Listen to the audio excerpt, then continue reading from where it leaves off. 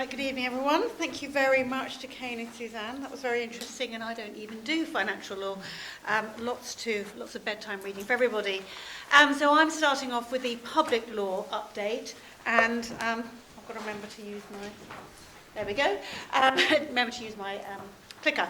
Right, well I'm going to start off with what I consider to be a good news story for us public law practitioners this year, and that is RE-M, a child intermediaries, because this, I hope, has perhaps dampened the charge of a lot of courts to clamp down on the appointments of intermediaries. And so the Court of Appeal has provided guidance and interpretation on Part 3A of the Family Proceedings Rules and Practice Direction 3AA on the application for intermediaries and assessments. And they have really made it very clear that the emphasis is necessity, not rarity, which is where we seem to be going, certainly in some courts, particularly in West London, springs to mind. So paragraph 40 of RE-M says the solution lies in the effective application of the necessity test.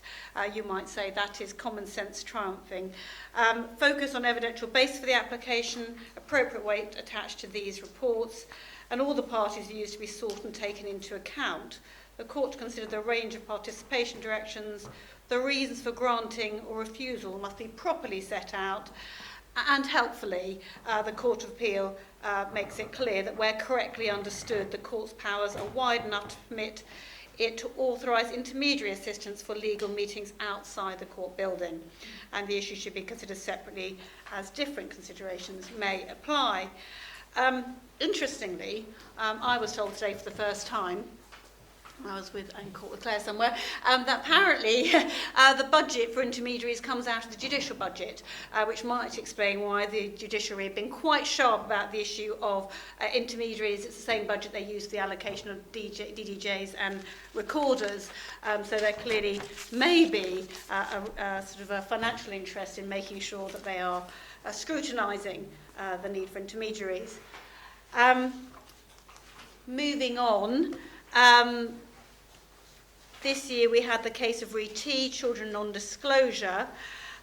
This was a Peter Jackson and Baker case in the Court of Appeal, and they provided really a helpful reminder stroke guidance in terms of when material can be withheld. They applied the quite old authority now of RE-D minors 1996, and set out a very helpful 6-step test for non-disclosure. Is the material relevant? Would disclosure lead to a real possibility of significant harm to the child? Can the feared harm be mitigated? What are the welfare pros and cons in relation to disclosure? Do welfare-based reasons for non-disclosure compellingly outweigh the rights of the parties who are deprived of disclosure? And can non-disclosure be limited in scope or duration? So really what they're saying is balance a child's welfare against a party's rights, and the emphasis is proportionality and scope. In a Mother and Local Authority 2024, it's a different issue in terms of non-disclosure, and this relates to a case in terms of non-disclosure of proceedings to paternal family. This is a High Court case. It was actually Leslie Samuels' case. He's sitting as a Deputy High Court judge. And this addressed the thorny issue of confidentiality in public law proceedings in a case where adoption was a real possibility. And of course the court had to be very careful about considering whether any paternal family who should be informed of the birth and of the proceedings.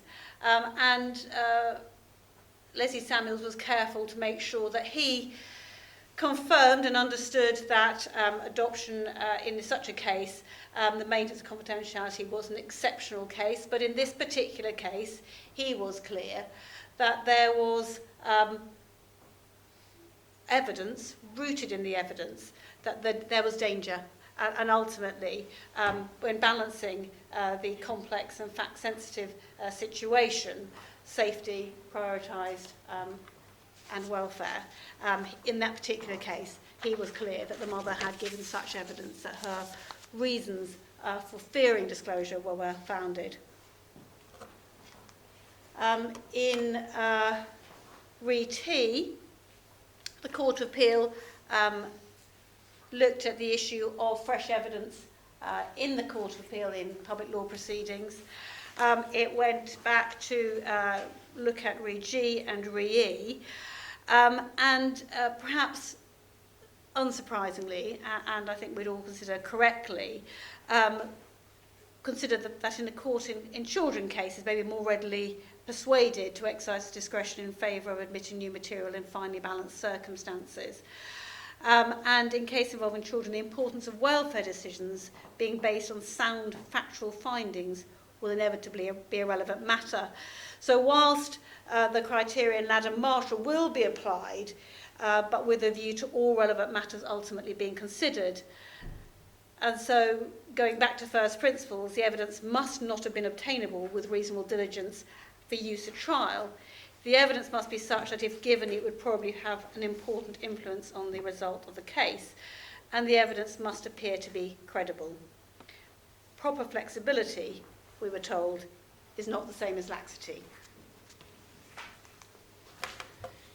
In Re Z, a child 2025, the Court of Appeal considered the issue of the scope of appealing findings of fact, looked back at previous authorities, Re B, Henderson and Foxworth, and Volpe, and in particular, the Court of Appeal confirmed the principles of Lord Justice Lewison in Volpe, which are settled, well-settled principles.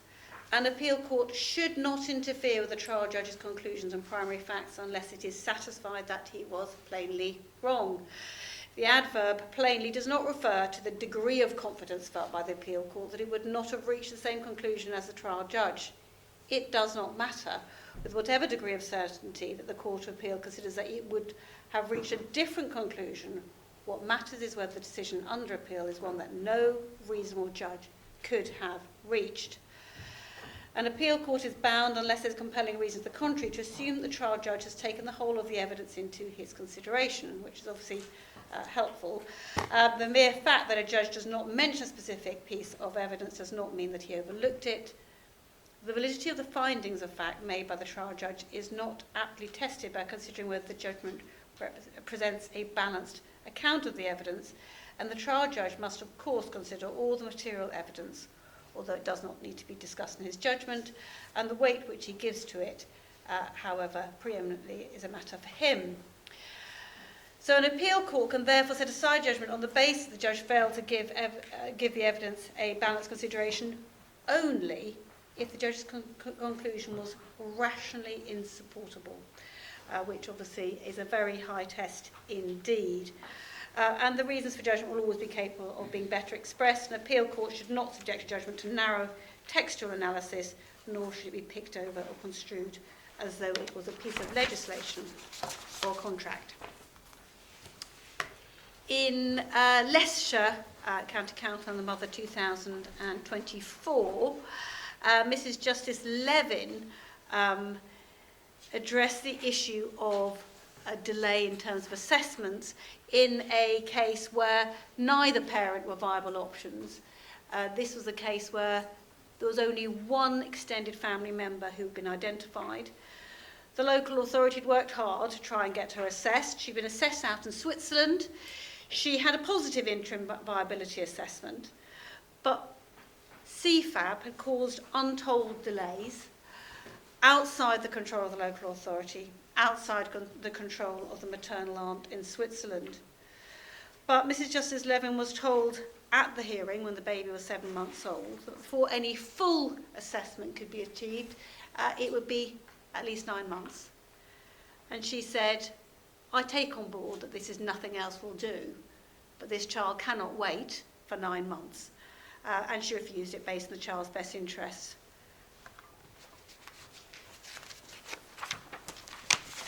Then there seemed to have been a run of cases this year about risk analysis. And the first of these is RE-T, Children Risk Analysis 2025. Another Court of Appeal decision where Lord Justice Jackson gave the lead judgment. And this was a case where care and placement orders had been made. Care orders in relation to the two older children who are 11 and 9, and a placement order in relation to the youngest who was 16 months old. It was a case where there had been previous care proceedings and findings within those proceedings. The mother had caused injuries, a skull fracture to the child who was now 9 years of age. The parents, I think in fact the older two had actually, they were from Africa, they'd gone back to Africa and lived with family for a period of time. Mum and Dad had gone to visit them and so on. Mum and Dad had clearly concealed the fact they were in a relationship because along came the 16-month-old in due course, by which stage they returned the older two children to Mum's care, and the local authority relatively soon thereafter became aware, I think through the health visitor, of the previous proceedings and the concerns, and promptly issued proceedings and sought interim care orders. And what was striking about this case is that the older two children, the 11-year-old and the 9-year-old, were found by the judge at first instance to be utterly distraught and distressed about being removed from their parents' care. The judge had met them in chambers, and it was absolutely clear that these children were really struggling. Neither have done well in foster care. And so the appeal was allowed by the Court of Appeal, and Lord Justice Jackson set out a helpful structured process to avoid, which is essential to avoid error. He was clear the judgment had lacked a welfare and proportionality considerations, and the 7 questions set out at paragraph 33 are probably quite a good measure to go back to when you're addressing the judge in any proceedings where adoption and care and placement orders, and indeed final care orders, are being considered by the court. What harm has or might arise? How likely is that harm? What would the consequences for the child be should that harm come to pass? Can the risks be managed? What other welfare considerations had been taken into account? Which plan best promotes welfare? And is interference with article rights necessary and proportionate? In RE-H care proceedings, there was another consideration of the issue of risk assessment, different in that case, because the case at first instance, the Court of Appeal considered the issue of analysis, sorry, throwing myself there for a minute.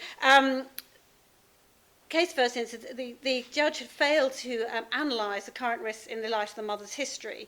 So that was an interesting case where, despite the local authority and the guardian both being concerned about the risks in relation to the mother, the judge conducted effectively a sort of balance sheet analysis. He went back to threshold and he said, well, that's what you were saying at the beginning.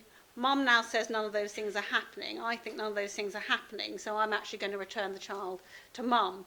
And what Lord Justice Baker said about that is there was a failure to analyse the current risks in the light of mother's history. Although the threshold findings were cited, they weren't evaluated, and there was no assessment of the key evidence from the mother, the social worker, or the guardian, and the judge treated evidence in compartments and not holistically. And he said it's axiomatic that a judge must consider the totality of the evidence, and the judge must explain why professional evidence is accepted or rejected, and a risk evaluation requires structured contextual analysis and not assertion. And the final one on the run of risk assessments is the LG, Children Risk Assessment 2025. And in this one, Jackson gave the lead judgment. This is a case with the flip side of the risk analysis, because the local authority came to the court and they were seeking final supervision orders. The concern related to the father of the younger child and protecting the children from the risk of that father. The judge took a different view to the local authority, and she removed both children, the older one to her father and the younger one to a maternal grandfather. And Lord Justice Saxon again drew us back to the important need to ask the key questions that are set out in Re F. What is the type of harm, the likelihood of harm, severity of the harm, can the harm be reduced or mitigated, what are the settings or circumstances in which the father could cause harm, in this case the children, what is the likelihood of those settings and circumstances arising, can protective measures be reduce the risk from the father. And that clearly hadn't been done by the judge in this case, given the local authority had satisfied themselves that they were able to put in place those mitigations in relation to the risk. Hot off the press, Re D, threshold findings and final orders at IRH. And this is really dealing with what has become increasingly prevalent within public law orders, this tagline when it comes to threshold, that if a parent does not respond to threshold, they are deemed to have accepted it. And Lord Justice Cobb, in the lead judgment in Re D, was really troubled by that. He's invited the provisional standard orders to go back to reconsider whether or not that is an appropriate wording, because that concern, amongst others, is that it's not a safe basis on which a court could proceed on a matter of such importance. Such an order may well have the effect of reducing or discouraging judicial engagement in conducting the analysis by reference to the burden or proof of evidence necessary to establish the threshold facts. And he drew back to Re A and referred back again to the importance not only of pleading allegations in threshold, but making sure that they in fact link to the harm. And he also was concerned that it may have unintended consequences, unintended effect of reversing the burden of proof in a public law case, so the parent who failed to file a response document may find that they need to demonstrate why threshold isn't satisfied. In A and others, care orders at home, in fact, although we've headed it care orders at home, actually it really serves more to consider how the court should approach the situation where ultimately they want to make a care order but don't agree with the care plan. And that's what happened in this case, because the local authority came to court and initially sought final care orders in relation to 5 children, but on the basis that they were going to live at home. During the course of proceedings, changed their minds and said, in fact, they want to remove them all. The judge at first instance felt that care orders were justified, but removal was not, and made the final orders and directed the local authority to file amended care plans. Big mistake. That's not the way to do it. Primary issue on Court of Appeal, the fundamental problem is this: under Section 31, 3A of the 1989 Act, no care order may be made with respect to a child until the court has considered the Section 31A plan. So you can't make the final order and then invite the local authority or direct the local authority to file the amended care plan. What you have to do is have the care plan, scrutinise it before you make the final orders. What the judge should have done is indicated that's what she wanted to do and adjourned the hearing to reconsider its plans for the children. It is also a useful case in relation to care orders at home, because it stresses yet again the rarity and exceptionality of making a care order permitting the children to remain at home. It's also a useful one by way of aside, because it again hauls the judge up for making a injunction against a father from the property under its inherent jurisdiction, when in fact there was a statutory avenue available, which was Section 37(1) of the Supreme Court Act 1981. Few placement order cases now. Re J care plan for adoption. This is a Baker takes the lead in judgment in relation to that. this was an appeal against the making of a final care order, with the care plan underpinning it was a placement for adoption. But at the final hearing, the local authority hadn't actually made a placement order application, and the appeal was allowed. And the primary basis of the appeal was that the judge had expressly applied only Section 1 of the Children Act 1989 and had not applied the enhanced welfare checklist under Section 1 of the Adoption Children Act 2002 and not considered the permanency provisions within the care plan. The Guardian and therefore had wrongly referenced the earlier case law. The Guardian had argued, well, nevertheless, it was fine. It's safe to uphold that order. But Lord Justice Baker said, no, none of these points makes it safe or indeed lawful for this court to uphold an order made applying the wrong statutory principles without carrying out proportionality assessments stipulated by law. Whether or not there was any unfairness to the parents, it was, in my view, unfair to the child, and wrong for a care order to be made on the basis of a care plan for adoption without subjecting the plan to the rigorous analysis required by statute and case law. To carry out that analysis, the court needs to scrutinise the permanent provisions of the care plan as required by sections 31A, 31.3a and 3b with reference to the information available to the agency decision maker as stipulated by Lord Justice Ryder in the Surrey case. Quick transparency case. We're going to have a few more of these, no doubt. This is two BBC journalists who were granted access to transcripts of hearings, court orders and position statements in a Dole's application. They were given permission to report the context subject to anonymity undertakings. The Dole's application related to Ms C. She supported the publication and she wanted to tell her own story. And what Mr Justice MacDonald clarified and emphasised is that Article 8 privacy does not override Article 10 freedom of expression, and there's a strong public interest in the scrutiny of the family court process, and interference with privacy was proportionate in that circumstance. At paragraph 55, he made it clear it will be an unusual case where the balancing exercise falls against a person who has had their childhood liberty restricted by statute, being given permission to publish information.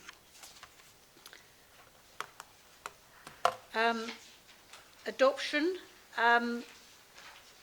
This is the case of Mrs Justice Judd in J and K and London Borough of Haringey, looked at the issue of a 17-year-old, an application to be adopted by the non-parent J. Jay had co-parented with the mother since infancy, and Mrs Justice Judd found that Jay and the mother had operated the family unit for most of Elle's life. Elle had space in both homes, shared weekends as a family, and there'd been a prior consent order which gave Jay parental responsibility. Section 42.3 of the Adoption Children Act 2002 requires a child to have lived with the applicant for 6 months, and Section 144 defines partner, and she made it clear that this is broadly interpreted, including enduring family relationship, and the relationship need not be conjugal or romantic, and she made the adoption order. Strikingly in that case, the 17-year-old really wanted to be adopted, and so it was hard to see in a way how she could make any other decision. A couple of post-adoption contact ones, again obviously that's been hot on the heels after last year's working committee report. Two adoption contact cases, RE-C, adoption of fostering 2024, two sides of the same coin, because in RE-C, the judge refused to make the care and placement, the placement order, not the care order, I apologise, because he felt that the bond between the siblings was so strong, but also because he felt that the mother, if she sorted herself out, could be still had much to offer to her children, and there wasn't even an outside chance that she might actually turn things around. And the Court of Appeal were not impressed by that. They criticised the lack of rigorous analysis of the realistic options. Adoption shouldn't be ruled out solely due to sibling contact, and Section 26 of the Adoption and Children Act 2002 can be used at a placement stage to set contact terms. The word they use is set the tone for contact, both for the short and the long term. And the aim is to reduce reliance on informal agreements with adopters. And in Re-S placement order contact, the issue was contact orders and placement order decisions. The President, as he still is, reaffirmed the approach of Lord Justice Baker in Re-R Children 2024 and said the court must assess contact on a child-specific basis before a placement order. The position of the potential adopters should not, to use Lord Justice Baker's words, obviate the court's responsibility to set the template for contact at the placement order stage. There will be cases where the importance of preserving a measure of direct sibling contact is such the court should stipulate that is so in an order rather than leaving it to the adoption agency and adopters to negotiate. In other cases, the comparative importance of maintaining contact will be secondary to achieving adoptive placement, and making a formal order may not be justified. Professional evidence should offer a roadmap for contact, i.e. a structured forward-looking plan that sets out how sibling contact should be approached and managed during the adoption process. I'm conscious that I'm probably running low on time, but within your packs you'll see that there are a couple of useful cases in relation to foreign adoption, Re-A and B, in relation to adoption coming over from Pakistan, and also Re-B adoption assessment. In X and Y, the court considered the issue of whether adoption orders can be revoked, and the short answer is no.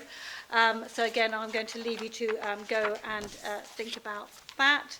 And in A and Adopt London North, and B and C and D, 2024, Lady Justice Tice considered the issue of whether the local authority has funding obligations to adopters in non-agency adoption. And again, I'm going to say to you the short answer is no. But they do have to provide other support, counselling, advice and information. And then finally, just one to keep your eye out for, because at the end of this month, the Court of Appeal are going to be considering 3 conjoined appeals in relation to parental responsibility. And they all relate to the issue of a declaration of non-parentage. So that's a situation where the father has been put on the birth certificate and ultimately is removed off the birth certificate. And the 3 different cases are that case 1, the father thinks he's the father, is declared to be the father on the birth certificate, but later DNA testing proves he is otherwise. Case 2, father knows he's not the father, but he's declared to be the father on the birth certificate. And case 3, which is perhaps going to be the most interesting one in terms of factual matrix, is that father is one of 2 identical twins, mum doesn't know which. How do you choose what the birth certificate says and which of the twins has PR? So that's going to be determined at the end of this month, and the questions that we hope will be answered is, what should happen to the birth certificate? Should it be amended? What then happens to PR? Did it ever exist? Is it void ab initio, or is an order required to remove it, which previous case law has said it had to? And what is the impact on the person or the child who operated for years, believing themselves to be the father or the child? So I'll leave you with that one, and watch this space. Thank you very much for listening, and I shall hand over to Nicola.